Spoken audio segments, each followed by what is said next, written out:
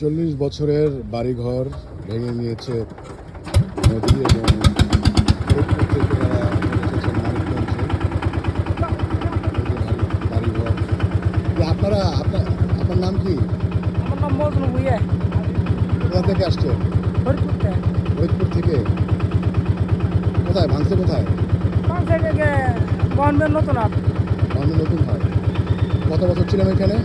40 বছর ছিলাম। আপনার জন্ম ওখানে? আমার জন্ম ওই জায়গায়। আবার ফিরে ভাঙ্গা হেরে গেছিলাম মেলা দূর। এই 4 ভাঙ্গা দিলাম আর ভাঙুন না। 4 ভাঙ্গা দিচ্ছেন? হ্যাঁ। এখন যে আসলেন কোথায়? জায়গা তুমি পাইলেন কিভাবে? এখন